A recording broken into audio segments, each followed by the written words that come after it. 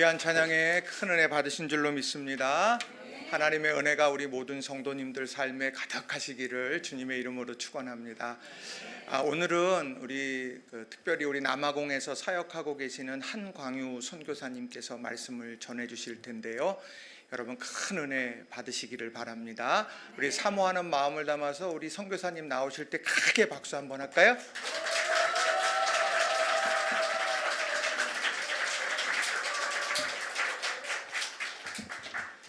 할렐루야. 그래서 귀한 제단으로 인도해 주신 우리 하나님께 찬양과 영광과 감사를 올려드립니다. 또 우리 사랑하고 존경하는 박 목사님께서 또 이렇게 오늘 불러주셔서 하나님의 말씀과 또 함께 사역을 나눌 수 있게 또 해주셔서 너무 감사를 드립니다. 그리고 또 이렇게 4년 전인 것 같아요. 제가 여러분들을 뵌 게 4년 전인 것 같은데, 장로님 또 권사님들 또 집사님들 우리 성도님들 이렇게 건강하게 뵐 수 있어서 너무 기쁘고 감사한 마음입니다. 아프리카에서 아주 유명한 그 아프리카 사람들의 그 마음이 담겨 있는 그 단어가 있어요. 여러분들 많이 들어보셨을 텐데, 혹시 우분투라고 들어보셨어요? 우분투 들어보셨죠? 아마 인터넷을 치면 그 단어가 어떤 의미인지 잘 나와 있는데, 아주 간단하게 제가 말씀을 드리면은 그 내용은 뭐냐 하면은 I am because we are. 아주 심플하죠. 우리가 있기에 내가 있다라는 거예요. 할렐루야. 네, 우리가 있기에 내가 있다.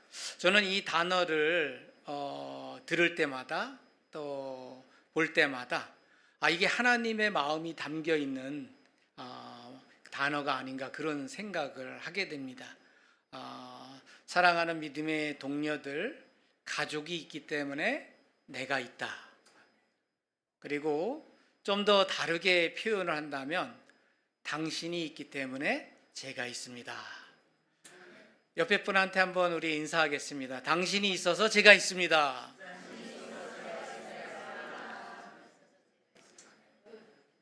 네, 또 선교사가 또 그곳에서 선교할 수 있는 이유는 바로 여러분들이 계셔서입니다. 여러분들께서 함께 기도해 주시고 또 함께 있어 주시기 때문에 또 선교사는 선교를 할 수가 있습니다.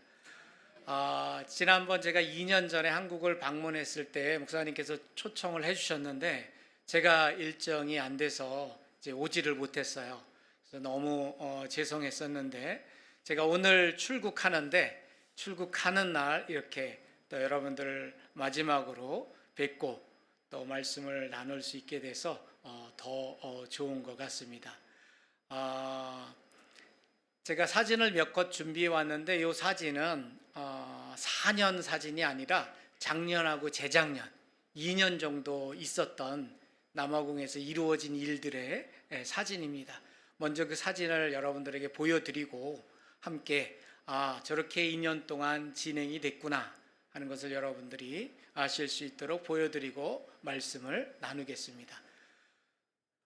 이게 제가 집중적으로 남아공에 가서 사역을 하고 있는 지역이에요. 남아공은 흑과 백이 완전히 분리돼서 살던 나라죠. 지금 흑인 정부가 들어선 지 한 20여 년이 됐는데도 불구하고 아직도 흑인들의 사는 곳은 아직도 저런 곳이 대부분입니다. 그래서 저곳에 제가 남아공 가서 사역을 한 지 한 26년, 27년 차 들어가는데, 저곳에서 교회를 세우고 목회자들을 세우고 또 훈련하고 하는 일들을 하고 있습니다. 다음 사진. 이게 이제 대표적인 흑인 지역의 모습인데, 우리나라에도 많이 소개가 돼 있어요. 남아프리카 공화국 하면은 범죄율이 많다 뭐 이런 것도 많이 나와 있지만, 전 세계 사람들이 꼭 가보고 싶어하는 나라가 남아공이에요. 그리고 버킷리스트에 항상 10위 안에 거의 탑 수준에 들어가 있는 나라가 남아공입니다. 가보고 싶은 나라가. 그런데 흑인 지역은 대부분 이런 모습입니다. 자, 다음 사진. 그리고 2026년에 통계가 나왔어요. 전 세계 도시를 다 통계를 냈는데 가장 위험한 도시 50개 도시를 통계를 냈어요. 그런데 1위가 남아공에 있는 도시예요. 2위도 남아공에 있는 도시예요. 5위도 남아공에 있는 도시, 6위도 남아공에 있는 도시, 8위도 남아공에 있는 도시. 이렇게 5개 도시가 가장 위험한 도시가 10위 안에 들어가 있어요. 제가 사역하고 있는 케이프타운은 조금 순위가 밀렸습니다. 그래서 여러분 보시듯이 16위입니다. 16위. 그 정도로 남아프리카 공화국은 좀 범죄가 많은 곳으로 알려져 있습니다. 그래서 하루에 살인으로만 죽는 인원이 통계가 나오는데 한 50명 정도 됩니다. 그러니까 그 정도로 대부분의 살인 사건이 그 흑인 지역에서 난다고 보시면 됩니다. 다음, 그곳에 계속해서 교회를 세우고 또 목회자들을 훈련하고 있는데 목회자들 지금 훈련하는 모습. 다음 사진. 네, 우리 교회 중에 한 교회에 함께 찍은 모습이고요. 다음 사진. 이제 저희 교회 중에 가장 큰 교회 학교 강당을 빌려서 이제 예배드리고 있는 모습입니다. 다음 사진. 이제 목회자들 세미나하고 함께 찍은 모습이고요. 다음 사진. 이제 교회 이제 마마들 훈련하고 함께 찍은 모습. 이제 메인 목회자들, 저희 사역자들이 많은데 그 메인 목회자들 함께 세미나한 후에 찍은 모습입니다. 다음. 이제 목회자 부부가 참 중요한데 모델이 돼야 돼요. 교회 이제 지도자들에게, 성도들에게. 그래서 목회자 부부 세미나 이제 하는 모습입니다. 다음. 함께 기도하는 모습. 다음. 이제 목회자들 우리 함께 부부들 초청해서 격려하는 모습. 다음. 그리고 교회마다 그 어린이들을 케어를 하기 위해서 유치원을 시작을 하게 되는데 그 유치원의 모습이고요. 한국에서 잠깐 오셔서 어린이들을 격려해 주는 모습입니다. 다음. 유치원 어린이들 모습. 이제 1년에 한 번씩 졸업을 하고 학교에 들어가죠. 그 졸업할 때의 모습입니다. 다음. 네, 이제 격려해 주는 모습이고요. 한국에서 잠깐 오셔서 유치원의 물품도 기증해 주시고 하는 모습. 다음. 이 사진은 한국에 있는 청년들이 단기 선교를 와서 저희 교회들을 돌아다니면서 한 교회씩 여름 성경학교 하듯이 성경학교를 해주는 모습입니다. 그래서 청년들이 1년치 휴가를 다 모아요. 월차를 다 모아서 한 2주 정도 되는 한 주일 한 번을 빼고 오는데 월요일 날 왔다 그 다음 주 금요일 날 가게 되는데 그 청년들이 와서 어린이들과 함께 활동해 주는 모습. 다음. 네, 그 어린이들. 여러분 대한민국 인구는 매년 줄죠. 제가 남아공에 처음 2000년에 갔는데 남아공 인구가 대한민국 인구보다 그 당시에는 더 적었어요. 그런데 지금은 남아공 인구가 더 많습니다. 어느 정도 더 많냐? 1000만 이상이 더 많아요. 대한민국 인구가 계속 줄죠. 아이를 안 낳으니까. 그런데 남아공은 계속해서 인구가 늘어납니다. 아이들을 계속해서 낳기 때문에. 자, 어린이들 모습입니다. 한 교회. 다음. 예, 이건 또 다른 교회 이제 어린이들 활동하는 모습. 다음. 네, 이제 그 교회 가장 큰 교회에서 어린이들 활동하는 모습. 다음. 네, 어린이들 성경학교 하는 모습. 언니 오빠들과 함께. 네, 멋있죠? 네, 선글라스를 하나씩 다 언니 오빠들과 만들고 낀 거예요. 다음. 그리고 작년하고 재작년에 남아공 흑인 지역에 케이프타운에 교회가 6개 봉헌이 됐습니다. 건축이 돼서. 그리고 교육관이 하나가 봉헌이 됐는데 그 광고하는 초청하는 모습입니다. 좀 포스터가 화려하죠. 남아공은 이렇게 색감이 아주 화려합니다. 아프리카는. 다음, 그 중에 한 교회가 봉헌하기 전에 완공된 모습. 다음, 그 앞에서 목회자들 함께 찍은 모습. 다음, 이거는 이제 또 다른 교회 봉헌하는 모습입니다. 다음, 색깔이 좀 특이하죠. 네, 아주 열정적이죠. 이 교회는 건축을 다 한 후에 성도들이 투표를 했어요. 교회 색깔을 좀 우리가 칠했으면 좋겠는데 무슨 색을 칠할까? 그래서 원하든 원하지 않든 결과가 이렇게 나왔습니다. 그래서 빨간색은 예수님의 피로 이 지역을 한번 물들여 보자, 복음을 해보자 하는 의미로 이렇게 색을 칠한 모습입니다. 다음, 네, 이 교회는 천막으로 짓고 예배를 드리는데 겨울이 되면 거기는 우기인데 폭풍이 많이 와요. 그래서 폭풍으로 인해서 그 천막이 날아갔습니다. 근데 한국교회에서 지원을 해주셔서 저렇게 교회가 지어지는 모습입니다. 완공이 됐습니다. 다음, 완공이 돼서 봉헌하는 모습. 다음, 이거는 또 새 예루살렘 교회라고 저희들이 그 벽돌로 지을 수 없는 공간 그 지역은 저렇게 건물을 짓는데 새 예루살렘 교회가 봉헌이 된 모습입니다. 다음 사진. 네, 같은 교회고요. 다음 사진.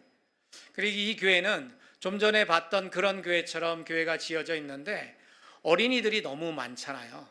그 교회에서 유치원을 열고 아이들을 봤는데 더 이상 받을 수가 없어요. 공간이 좁아서.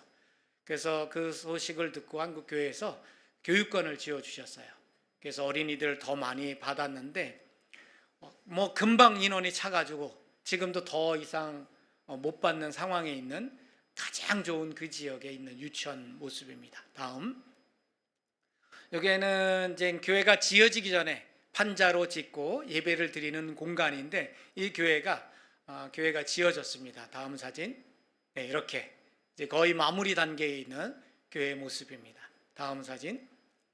그리고 이 교회는 기름 부음 교회라고 역시 다른 지역에 있는 교회인데 작년에 이제 봉헌한 교회의 모습입니다.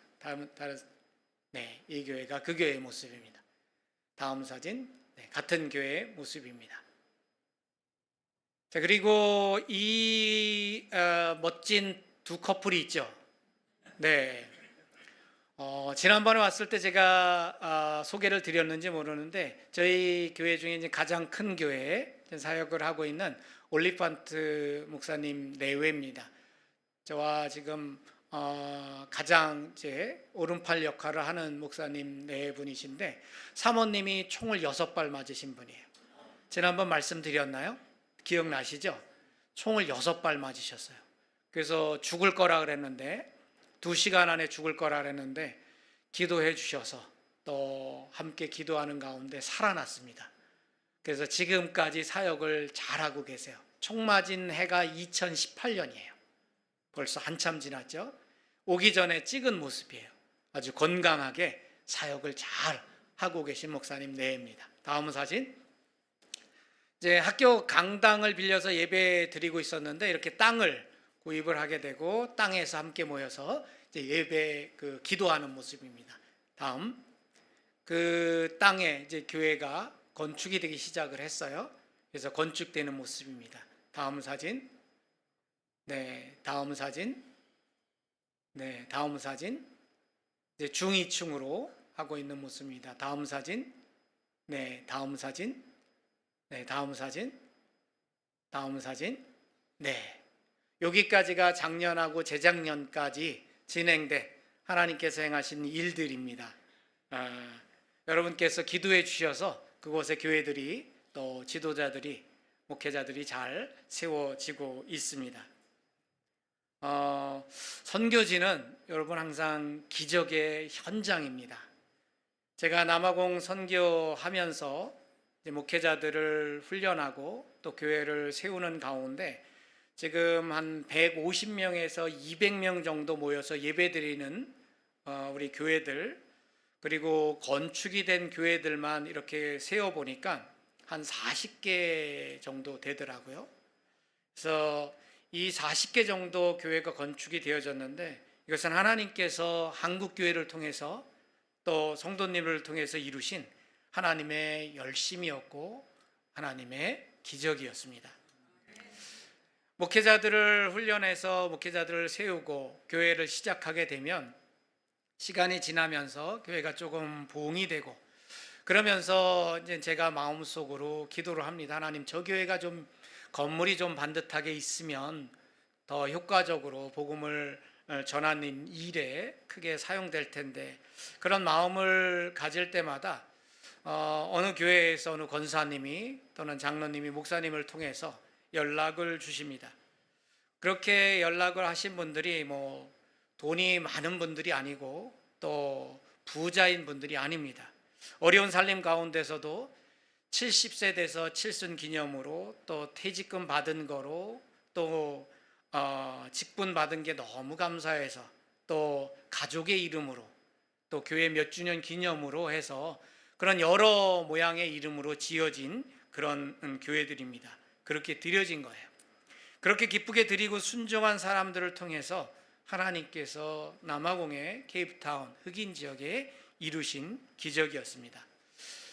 믿기는 앞으로도 계속해서 하나님은 하나님의 사람들을 통해서 그 선교 현장에 하나님의 교회들을 세워 가실 것을 믿습니다. 오늘 본문 말씀에 보면은 사도 바울이 이야기를 하는데 뭐라고 이야기를 하느냐? 우리가 하나님과 함께 일하는 자로서. 여러분, 이게 무슨 말입니까? 나는 하나님과 함께 일하는 사람이다 라는 고백인 것이죠. 이 말을 들을 때 여러분 좀 놀랍지 않으세요? 하나님이 어떤 분이십니까? 전능하신 분이잖아요.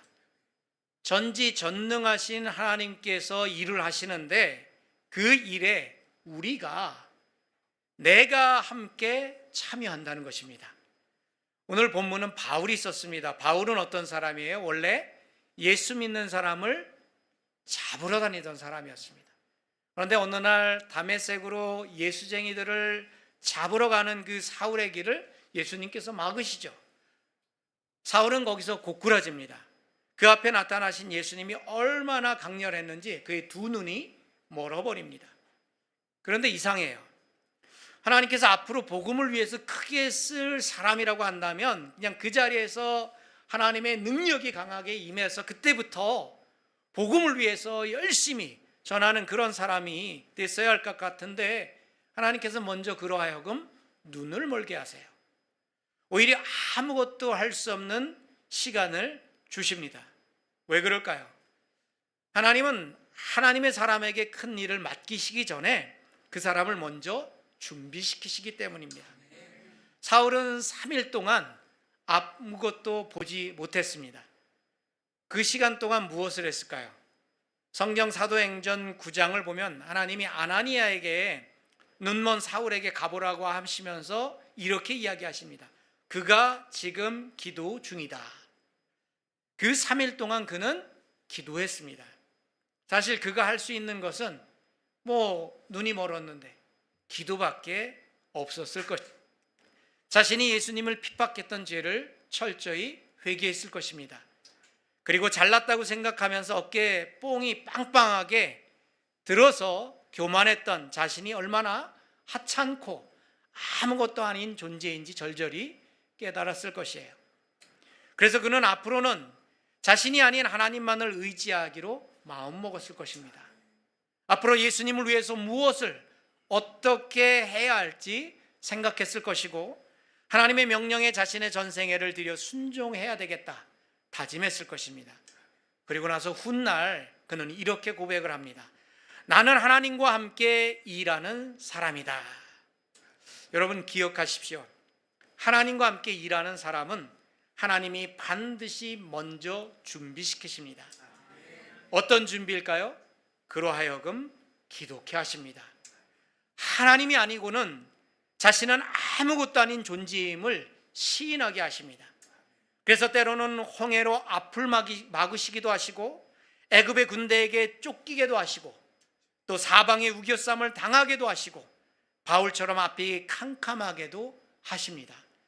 그럴 때 우리는 하나님 왜 이러십니까? 왜 나에게 이런 일이 일어난 것입니까? 라고 묻게 됩니다.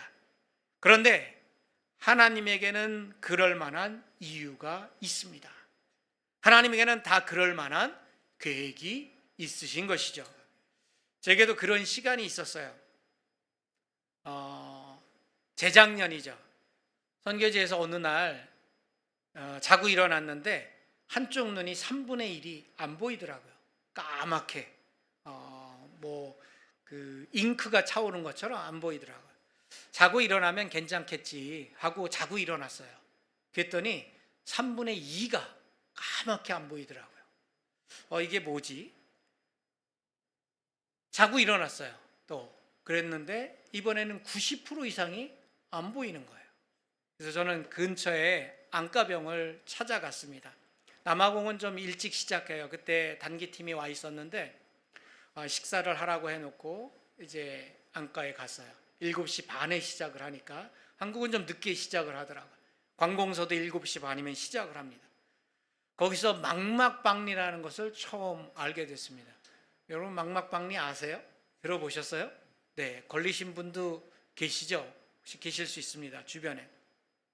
10,000명 중에 1명 걸리는 병이랍니다. 그때까지 저는 그런 병이 있는지도 몰랐습니다.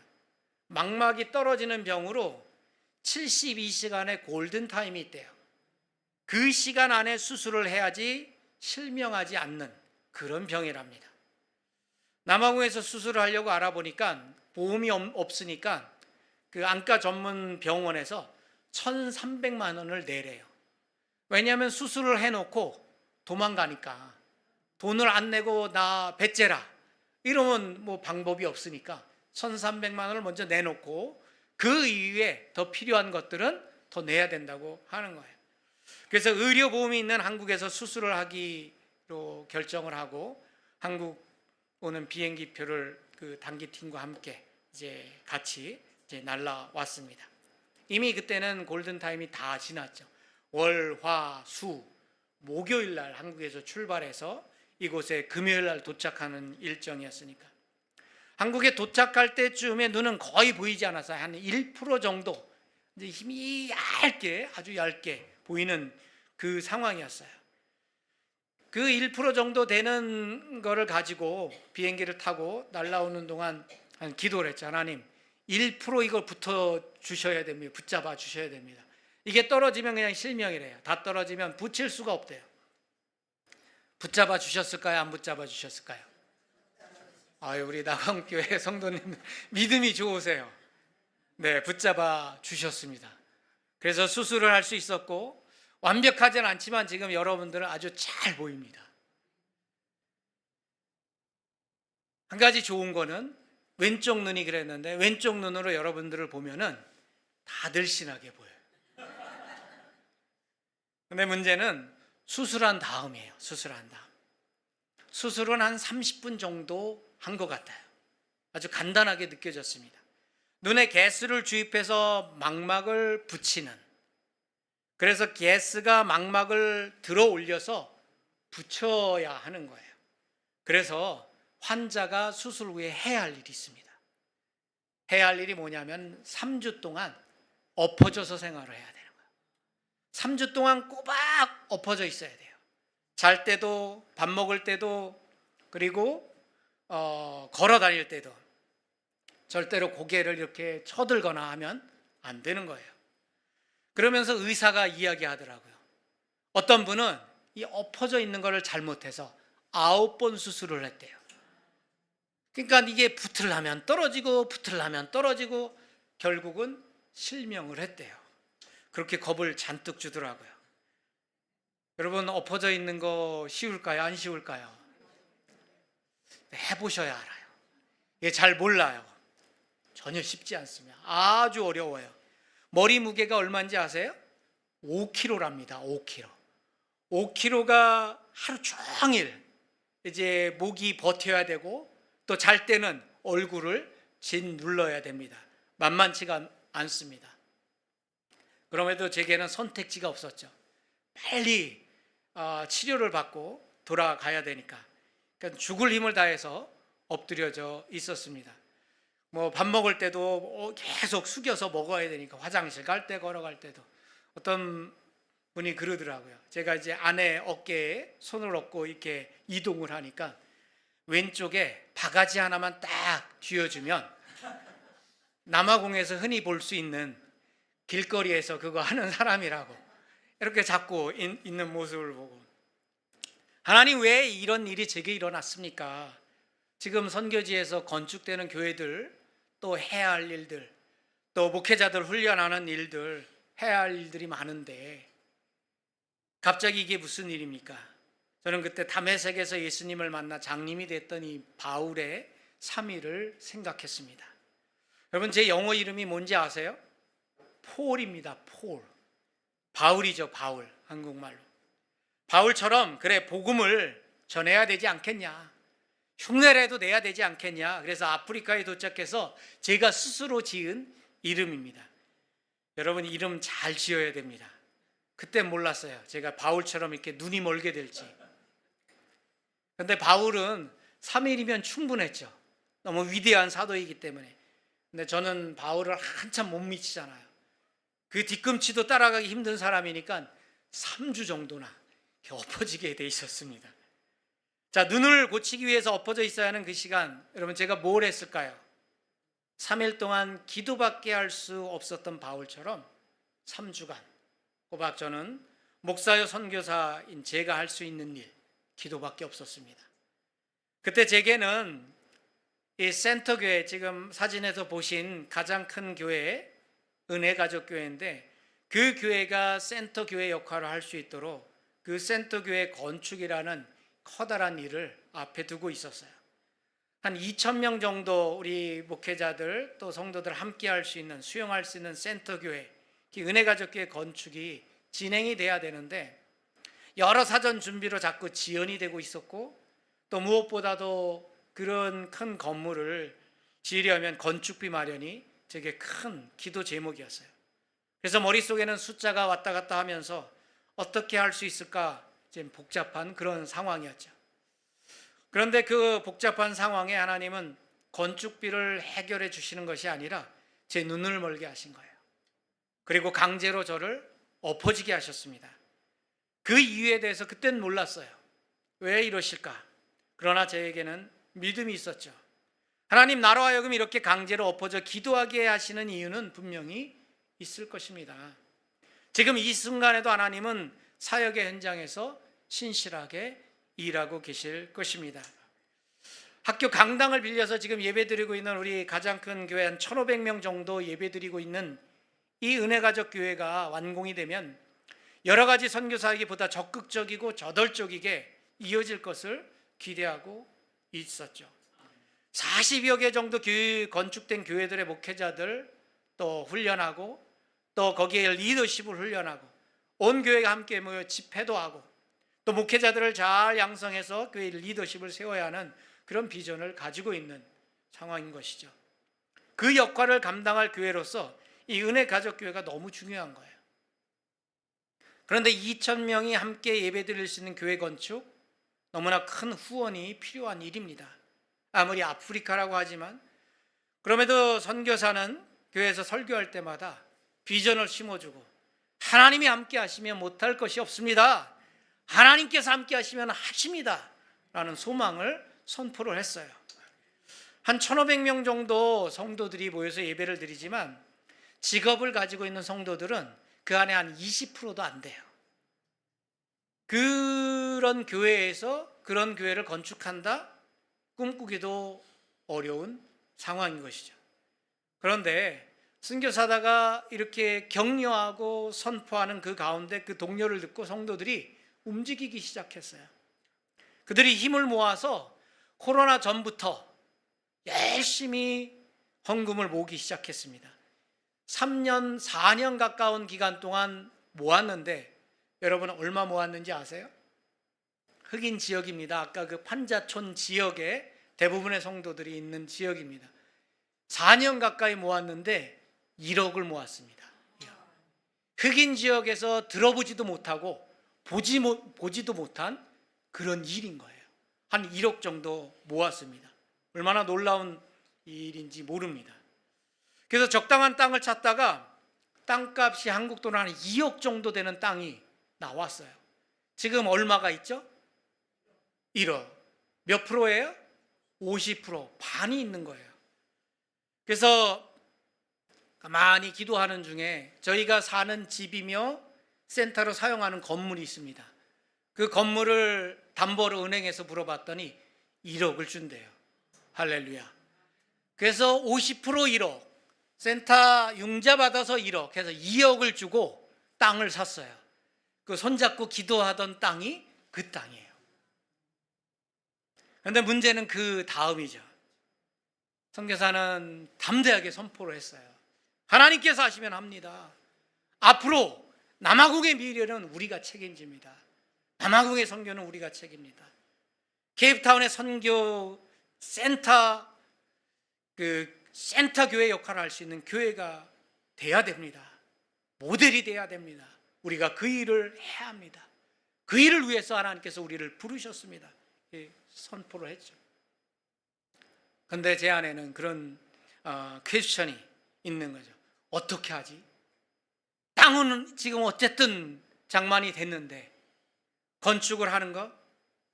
그 질문 앞에는 딱히 답이 없었습니다. 제 머릿속은 복잡한 거죠. 설계도를 그리는데 아무리 계산을 해봐도 그냥 창고식으로 바닥, 벽, 지붕 그냥 크게 들어가서 인원만 설 수 있는 공간을 생각해 보니까 그래도 최소한 한 6억은 있어야 되더라고요. 공간이 커야 되니까. 그때 저에게 갑자기 찾아온 게 이 망막박리입니다. 망막박리. 눈이 보이지 않게 됐고 한국에 급하게 와서 수술을 하게 됐고 3주 동안 꼬박 엎어져서 아무것도 하지 못하고 다만 기도밖에 할 수 없는 그런 상황이 됐던 거예요. 기도하면서 저는 저의 약함과 또 한없이 하나님 앞에 낮아질 수밖에 없는 제 모습을 다시 보게 됐습니다. 내가 할 수 있는 일은 아무것도 없구나. 절절히 고백할 수밖에 없는 상황이었습니다. 다만 하나님께서 일하시기를 간절히 기도할 수밖에 없는 그런 상황이었죠. 그런데 제가 정말 아무것도 할 수 없을 그때, 그저 가만히 있을 수밖에 없을 그때 하나님은 여전히 하나님의 일을 하고 계셨습니다. 그분의 성실하심과 열심을 후에 다시 한번 확실히 제 눈으로 보게 하셨어요. 치유와 회복을 위해서 제가 한국에 한 3개월 정도 머물렀습니다. 3주 동안 엎어져 있다가 비행기를 바로 못 한대요. 왜냐하면 그 압이 있기 때문에 다시 떨어질 수가 있대요. 그래서 한국에서 마저 있으면서 회복하고 완전히 회복된 상태에서 들어갔습니다. 그때 가기 전에 파성교회가 영종도에 있는 인천공항교회인데 그 교회에서 3억을 후원해 주시기로 했습니다. 할렐루야. 얼마 예상했다고요? 6억. 몇 프로예요? 50%. 반이 해결이 됐습니다. 자, 얼마가 남았어요? 3억. 50%가 남았죠. 더 필요한 상황이죠. 그래, 일단 3억을 가지고 가서 시작하자. 바닥, 벽, 지붕만이라도 해놓고 함께 모여서 예배 드릴 수 있는 공간만이라도 되면 얼마나 좋겠냐. 그 이외에 중위층이니 뭐 화장실이니 부엌이니 이런 거는 나중에 또 하나님께서 어떻게 해주실 수 있겠지. 그래서 가서 해보자. 그래서 그걸 가지고 남아공으로 돌아갔습니다. 그런데 하나님은 이미 더 큰 일을 남아공에서 행하고 계셨음을 저는 그때는 몰랐어요. 제가 남아공에 갔는데 저희 사역을 도와주시는 한국 집사님 4분이 계세요. 남아공에서 오셔서 사신 지 한 20여 년 정도 되신 집사님 4분인데 딸이 셋이 있는데 잘 믿음 안에서 잘 자라서 이제 미국 그리고 한국에 나가서 회계사로서 삶을 살아가고 있는데 그 집사님 4분이 아들도 애들도 다 컸기 때문에 이제 그 남아공에서 한국을 가시기 위해서 준비하시고 있는 그런 상황이었어요. 근데 저희 사역지에 아까 보신 그 작은 교회들이 있죠. 4개를 지어주신 집사님 4분이에요. 현지 교회를 다니시면서 그러면서 평생 본인들이 지내면서 돈이 모이면 계속해서 저희 사역지에 교회를 지어주시겠다 이렇게 약속해 주신 집사님 네 분인데, 이 집사님 네 분이 제가 한국에서 치료를 받고 돌아갔는데 만나자고 하시는 거예요. 그래서 바로 그 다음날 만났습니다. 그러면서 물어보시는 거예요. 한국의 그 은혜가족교회 센터교회 짓는 거 어떻게 됐냐고. 그래서 이야기를 해줬죠. 지금 50%가 준비돼서 이걸 가지고 시작을 하려고 합니다. 나머지 50% 한 3억 정도 되는데 기도하고 있습니다. 집사님도 함께 기도해 주세요. 근데 그 집사님 네 분이 이제 이야기를 하시는 거예요. 본인들이 제가 한국으로 출발했을 때, 그때가 이제 10월이었는데 남아공 삶을 정리하고 이제 한국에 돌아가기 위해서는 본인들이 살고 있는 집이 있으셨어요. 그 집을 내놔서 그 집이 팔려야 그 판돈으로 가지고 한국에 집을 장만하잖아요. 뭐 집을 사든지 전세를 얻든지 그렇게 하잖아요. 그래서 그 집을 내놨대요. 그런데 10월이 되고 11월이 됐는데도 집이 나가질 않더래요. 도대체가. 분명히 빨리 나가야 되는데, 그래서 기도하는데 12월 초가 돼서 그런 기도가 나오더래요. 기도하는데 하나님, 이 집을 빨리 팔아주셔야 저희가 빨리 정리하고 한국에 들어가지 않습니까? 하나님, 이 집을 빨리 팔게 해주십시오. 12월 안에까지만 팔아주십시오. 하나님, 12월 안에만 팔아주시면 하나님, 하나님의 나라를 위해서 좀 사용하도록 하겠습니다. 이렇게 기도가 나오더래요. 그래서 기도를 했대요. 그리고 나서 열흘 만에 그 집이 팔렸대요. 그러면서 저에게 이야기하시는 게, 목사님, 선교사님, 그 3억은 저희가 합니다. 할렐루야. 그 자리에서 3억을 저희 통장에 내줬어요. 쏴줬어요. 그 3억이 어떤 돈이냐? 집을 팔고 세금 낼 거 다 내고 남은 돈이에요. 딱 3억. 그 자리에서 저희 통장에 넣어주셨습니다. 그래서 저 교회가 지금 저렇게 올라가 있는 상황이에요. 할렐루야. 그때서 저는 하나님께서 왜 저를 강제로 엎어지게 하시고 기도 외에는 할 수 있는 것이 아무것도 없도록 하신 이유를 알게 됐습니다. 그리고 할렐루야 하고 찬양하지 않을 수 없도록 저를 몰아가셨습니다. 새로운 일을 시작하시기 전에 저를 더욱 준비시키시고, 하나님께서 어떻게 하나님의 신실하신 사람들을 통해서 친히 일하시는지를 저로 하여금 보게 하시기 위함이었어요. 두려워 말라, 내가 너와 함께함이니라. 놀라지 말라, 내가 너의 하나님이 됨이니라. 기도가 쌓이고 쌓여서 하나님의 일이 일어나는 곳이 여러분 선교 현장입니다. 믿음의 사람들의 헌신과 순종으로 기적이 만들어지는 곳이 선교 현장이에요. 하나님이 친히 일하시고 그 일하심을 눈으로 확인할 수 있는 곳이 선교 현장입니다. 여러분의 믿음의 삶의 현장도 똑같습니다. 마찬가지예요. 겁부터 먹고 시도도 하지 않고 할 수 없다고 말하지 마시기 바랍니다. 하나님께서 함께 하시면 못할 것이 없다고 담대하게 선포하십시오. 하나님이 친히 일하심을 여러분 기대하십시오. 기독해 하신다면 그 기도에 응답을 주시려고 하나님은 이미 일하고 계심을 믿으시기 바랍니다. 기도는 여러분 그저 허공에 떠도는 소리가 아니에요. 하나님은 믿음으로, 겸손함으로, 간절함으로 드리는 기도를 반드시 듣고 그 기도에 응답하시는 분이십니다. 하나님과 함께 일하는 사람은요, 기적의 사람입니다. 오늘 본문에서 하나님과 함께 일하는 사람이라는 이 말은 단순한 말이 아니에요. 그 말에는 하나님의 그 전지전능하심이 있는 것이고 나의 아주 연약함이 함께 포함되어 있는 그런 말입니다. 여러분, 우리가 하나님을 도와드리는 게 아니에요. 그 크신 전능하신 하나님께서는 우리의 도움이 필요 없습니다. 여러분 도움 필요하시겠습니까? 우주 만물을 만드신 분이 제 도움이 필요하시겠습니까? 우리의 도움은 전혀 필요하지 않아요. 우리가 아니어도 하나님은 하나님이 원하시는 일은 언제든지 어느 때든지 어디서든지 하실 수 있는 분이십니다. 그런데도 하나님은 우리를 한 사람 한 사람 부르셔서 함께 일하자 하시는 겁니다. 왜 그럴까요? 여러분, 그게 은혜예요.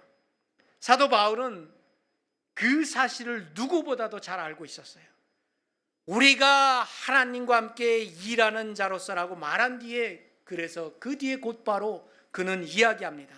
내가 권하노니 하나님의 은혜를 헛되이 받지 말라. 여러분, 이게 핵심이에요. 하나님과 함께 일하는 사람은요, 능력이 많은 사람이 아닙니다. 나를 구원하시고 자격 없는 나를 사랑하신 그 은혜를 헛되이 하지 않는 사람이에요.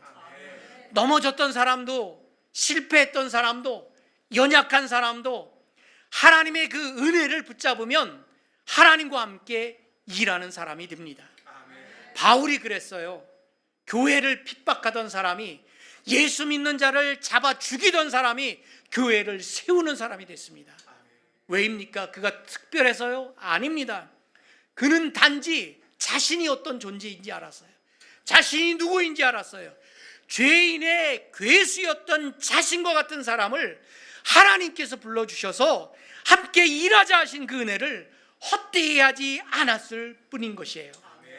하나님과 함께 일하는 사람은요, 자기 힘으로 무엇을 이루는 사람이 아니래요. 하나님의 은혜에 감격하고 감사해서 매 순간 성령님이 이끄시는 대로 순종하는 사람입니다. 그래서 하나님은 때로 우리로 하여금 멈추게도 하시고 기다리게도 하시고 아무것도 할 수 없는 상황으로 우리를 몰아넣으시기도 합니다. 그러나 그 모든 과정을 통해서 우리를 함께 일하는 사람으로 세워 가십니다. 사랑하는 우리 낙원교회 성도 여러분, 하나님은 지금도 그 기적의 사람을 찾고 계세요. 함께 일하는 사람을 찾고 계십니다. 그 사람을 통해서 하나님은 기적을 이루시기를 원하십니다. 그게 누구입니까? 바로 우리예요. 바로 여러분입니다. 신실하신 하나님은 그분의 일을 성실하게 하고 계심을 믿어야 됩니다. 여러분, 오늘 바울의 이 말, 이 고백이 여러분의 고백이 되시기를 주님의 이름으로 소망합니다. 나는 하나님과 함께 일하는 사람이다. 여러분, 한번 해볼까요? 나는 하나님과 함께 일하는 사람이다. 여러분, 지금까지 하나님과 함께 일해 오셨죠? 하나님과 함께 일하는 사람이에요, 여러분은. 옆에 분에게 한번 격려하겠습니다. 당신은 하나님과 함께 일하는 사람입니다. 당신은 하나님과 함께 일하는 사람입니다. 옆에 계신 분이 그런 분이에요. 얼마나 귀합니까? 얼마나 값지신 분이에요. 30년 가까운 사역의 현장에서 저는 이 기적의 사람들을 많이 봐왔습니다. 그 사람들을 통해서 하나님이 일하심을 눈으로 지켜봤고 확인했어요. 은혜를 헛되이 받지 아니하는 하나님의 사람들이 얼마나 순전하고 얼마나 아름다운지 느낄 수 있었습니다. 여러분, 은혜가저 이 교회를 건축하다 보니까요, 이게 6억 정도 든 건물이에요. 지금까지 진 게. 근데 원래는 저게 벽돌로 올라가면 안 되는 거예요. 예산을 제가 잡았을 때 지붕하고 똑같은 매트리얼로 돼야 되는 거예요. 양철로 그 지붕하는 걸로.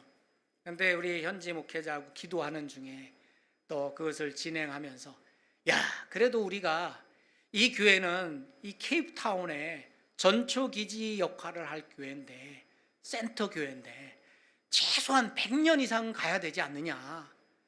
작은 교회든 작은 교회대로 나름대로 역할이 있지만 이 교회는 해야 할 역할이 있기 때문에 좀 그 역할을 하기 위해서는 벽돌로 져야 되지 않겠느냐.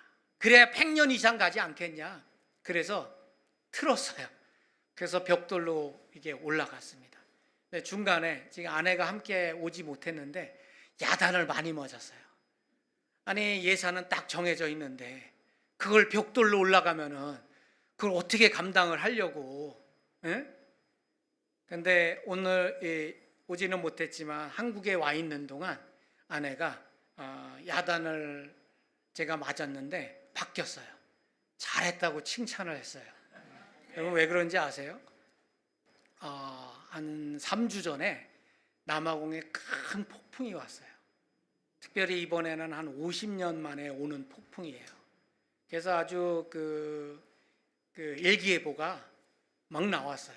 그리고 폭풍이 온다고 한 날 막 그 유튜브에서 영상이 막 날라오는데 사진이 막 올라오는데 지붕이 통째로 막 날아가고 하는, 그리고 흑인 지역엔 막 물이 차고 또 집이 막 무너지고 큰 나무들이 쓰러지고 이 바람이 엄청 세기 때문에 그런 일들이 일어나는데 이번엔 너무 센 거예요. 그런데 그걸 보니까 우리 교회가 걱정인 거죠. 지금 큰 교회, 여러분 보셨듯이 아직 문이 하나도 없고 창문도 없고 이 한쪽 삼각형 이쪽에는 구멍이 뚫렸어요. 지붕이 어떻게 해서 날아가느냐, 바람이 세게 불어서 이 구멍 난 곳으로 들어가서 지붕을 이렇게 들어 올리는 거예요. 그래서 통째로 날아가는 거예요. 걱정이 너무 되는 거예요. 그런데 그 폭풍이 온 날 그 다음 날 더 센 게 온대요. 잠을 한숨도 못 자고 기도했습니다. 그리고 이제 그 다음 날 여기서 7시간 남아공하고 차이가 나는데 밤새워 기도하고, 그리고 그 낮에도 그 남아공이 밤이니까 기도하고, 거기 아침이 돼서 전화를 했어요. 우리 목사님한테. 근데 전화를 안 받는 거예요. 그래서 부교역자들하고 우리 그 장로님들한테 연락을 했어요. 다 전화를 안 받는 거예요. 야, 이 지붕이 날아갔구나. 그래, 아마 그거 지금 수습하느라고 거기 지금 그러는구나. 근데 나중에 이제 시간이 좀 지나서 연락이 됐습니다. 그래서 제가 한마디, 첫 질문이 지붕 어떻게 됐어요? 목사님, 걱정하지 마십시오. 잘 붙어 있습니다. 할렐루야. 할렐루야. 만약에 저게 양철로 돼 있었으면요, 날아간 거예요. 날아간 거예요. 그런데 벽돌로 이게 바람을 딱 막아주고 버텨주니까 그게 괜찮은 거예요. 만약에 저 지붕이 날아갔다 그러면 벽돌로 하기 전에 양철로 한 것보다도 더 많은 비용이 들어가야 할 상황인 것이에요. 또 하나님께서는 또 그렇게 준비시키셨습니다. 할렐루야. 할렐루야. 그때 당시는 제가 왜 이렇게 해야 되는지 마음이 앞서고, 그래 미래를 바라보고 미래의 남아공의 교회를 바라보고 그렇게 진행을 했지만, 그때 당시는 몰랐지만 시간이 지나면서 제 눈으로 확인할 수 있게 만들어 주시는 거죠. 그러다 보니까 앞으로 해야 할 것들이 주구장창 있는 거예요. 뭐 화장실부터 세미나실, 걱정하지 않습니다.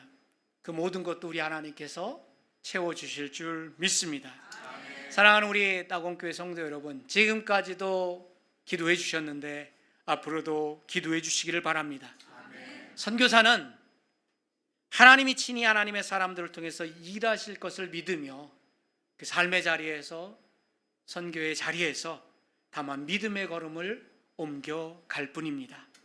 사랑하는 우리 낙원교회 성도 여러분, 기도하면서 순종함으로 지금까지 오셨는지를 믿습니다. 앞으로도 여러분 하나님 앞에 기도하면서 순종하면서 그 믿음의 걸음을 옮기시기를 바랍니다.